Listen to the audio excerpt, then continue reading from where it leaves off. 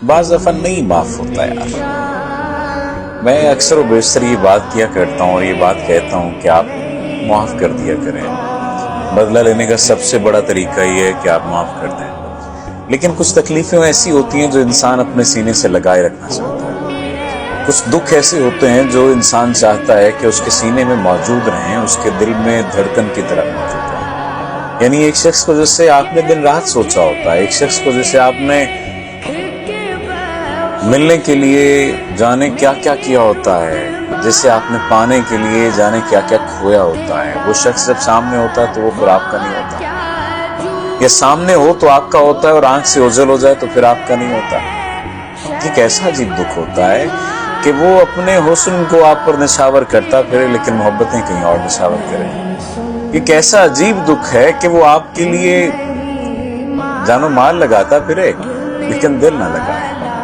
एक ऐसा अजीब दुख है कि वो मोहब्बतें किसी और से करे, ख्वाब और ख्याल किसी और के करे, देखे और बातें आपसे करे, आपको यकीन दिलाए कि आप उसकी जिंदगी में कुछ नया लेकर आए, कुछ नया करने के लिए आए और फिर आपके साथ मौजूद ना हो। कैसा अजीब दुख है।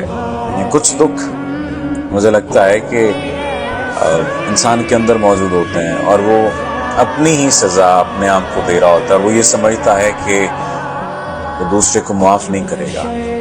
दूसरे को माफ करना उसके बस में नहीं होता, उसके इख्तियार में नहीं होता। बाज़ दफा जरूरी नहीं होता माफ करना, लेकिन ये जरूरी होता है कि आप संभल जाएं। संभलना सबसे ज्यादा जरूरी है और संभलना सबसे ज्यादा मुश्किल काम है। याद रखिए, इस दौरे नागवार में जीना कमाल है, मरना कोई बड़ी बात नहीं है। हम मर ही तो रहे हैं। हम सांस लेते हुए जो जिंदगी गुजार रहे हैं, सांसों का लेना या सांसों का नाम जिंदगी नहीं है, जिंदगी गुजारने का नाम जिंदगी है। कोशिश कीजिए, अपनी जिंदगी की जिम्मेदारी खुद लीजिए और माफ अगर नहीं कर पा रहे तो कोई बात नहीं, ना करें माफ। लेकिन एक बात ज़हन में रखें कि आप ही आप अपने साथी हैं, कोई दूसरा नहीं है। और अगर कोई दूसरा होगा भी तो उसका कोई ना कोई मतलब वाबस्ता होगा आपसे।